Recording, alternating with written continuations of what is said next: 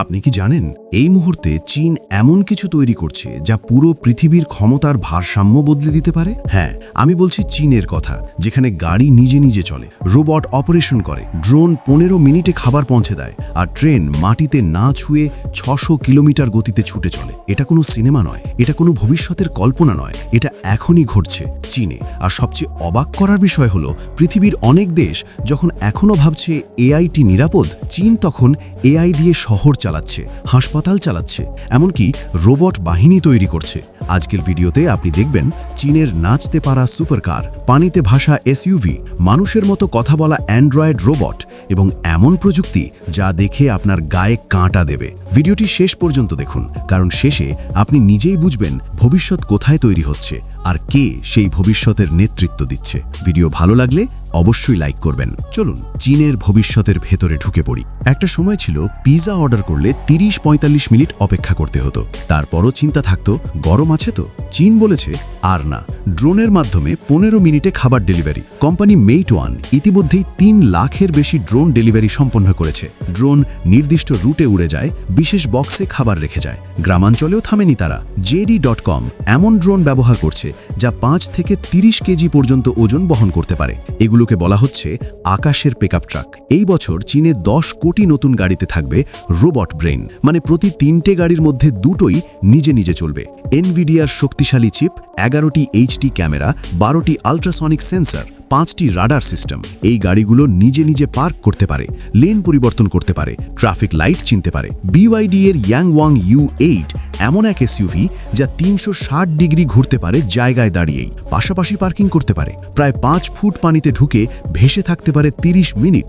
ভাবুন, বন্যা হলো আর আপনি গাড়ি নিয়ে পানিতে ভেসে নিরাপদ স্থানে চলে গেলেন। ইয়াংওয়াং U9 0 থেকে 100 কিলোমিটার মাত্র 2.63 সেকেন্ডে। কিন্তু শুধু গতি নয়, এই গাড়ি লাফাতে পারে, মিউজিকের তালে নাচতে পারে, আর দাম অন্যান্য সুপারকারের অর্ধেকেরও কম। BYD এর 1 মেগাওয়াট চার্জিং সিস্টেম, মাত্র 5 মিনিট চার্জে 400 কিলোমিটার ড্রাইভ, মানে টয়লেট ব্রেকের সময় ততটুকু চার্জেই এক শহর থেকে আরেক শহর। চীনের ম্যাগলেভ ট্রেন মাটি ছোঁয় না, চুম্বকের শক্তিতে ভেসে চলে। পরীক্ষায় 610 মাইল পর্যন্ত গেছে।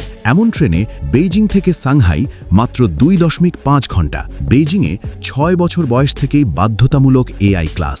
184টি স্কুলে উন্নত AI প্রোগ্রাম চালু। ভাবুন, যে বাচ্চারা এখন স্কুলে, তারাই ভবিষ্যতের প্রযুক্তি নিয়ন্ত্রণ করবে।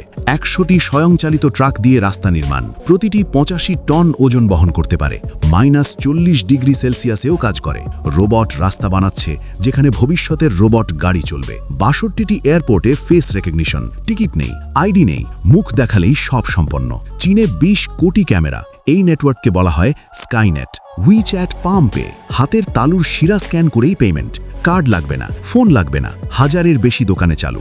ইউনিট্রি রোবটিক্সের G1 রোবট, উচ্চতা 4 ফুট 4 ইঞ্চি, 23টি জয়েন্ট, দৌড়াতে পারে, লাফাতে পারে, কুংফু করতে পারে। দাম মাত্র $16,000। তাদের রোবট কুকুরও আছে যা পুলিশ এবং নিরাপত্তা বাহিনীতে ব্যবহৃত হচ্ছে।